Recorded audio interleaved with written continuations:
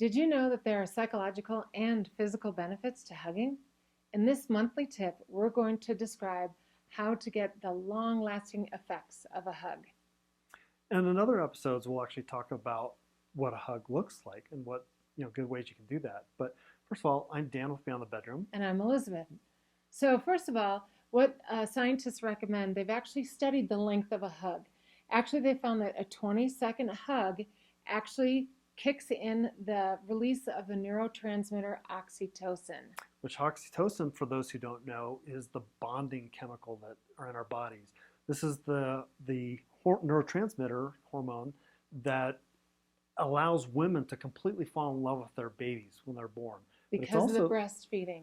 Well, even birth. oxytocin is released through birth when the baby's actually and delivered. Climax. So many great ways to get oxytocin released in the body. But we're specifically going to talk about hugging and the 20-second hug and what that does for you.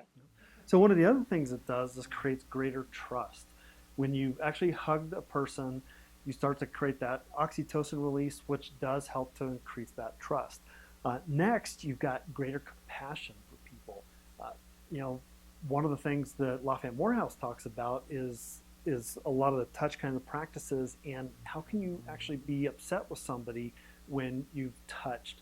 And so hugging actually creates some of that for you as well. So it's really difficult to be angry with somebody after you've hugged them for a little bit of time. Next, the chances are that you'll forgive someone. So along with that compassion, you'll have the ability to forgive somebody. So next time you're in a fight with somebody or an argument, just hug for 20 seconds and see what happens, see if there's any kind of change at all. And next, a very big health benefit is that it reduces the risk of disease. As we have stress on our bodies, we become more susceptible to stress, especially like in the wintertime when the flu and the cold season is around. If we're hugging, yes, that's putting us in close proximity to somebody who might be sick, but when our stress levels are lower, then we'll absolutely be able to prevent disease a little bit better. And then lastly, on Dan's list, it helps fight fatigue. So you almost forgot that one, honey. Perhaps you're a little too tired. So in addition to the stress reduction that Dan was talking about, what oxytocin does, it actually helps boost that immune system, which again coincides with disease. Lower incidence of cold, the flu. So if you feel like you're coming down with something, take care, maybe cover your mouth, but go in for that hug and squeeze with a loved one. Be sure to wash your hands. In addition, it helps fight infections, which you're talking about. And for the cardiovascular system, it reduces a person's blood pressure and also reduces their heart rate. The nice thing about a hug is it's mutual. The hugger and the huggee both get these benefits. So it's really mutually beneficial to cuddle up and hug somebody for 20 seconds. Virginia Satir, S-A-T-I-R, a very famous psychotherapist, she had a saying that went like this: 4 hugs a day are necessary for survival. 8 hugs a day are necessary for maintenance.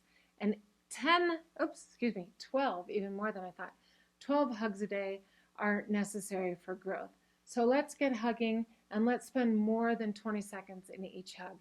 Always has to be consensual, and that is really what's the best way to get a hug.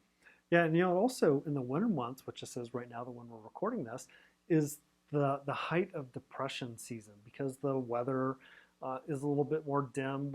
People aren't wanting to go outside as much. We don't get as much sunlight because of shorter days. So hugging is a really good thing to do. You can do it indoors. Because it also decreases depression. Yay, honey, got that one in. Take care. Start hugging. Bye. Hi, this is Elizabeth with Beyond the Bedroom. If you liked that video and want to see more, please subscribe to our YouTube channel. You can also like us on Facebook and follow us on Twitter. And as always, please go to our website for the most up-to-date information. Love well and thrive. Thank you.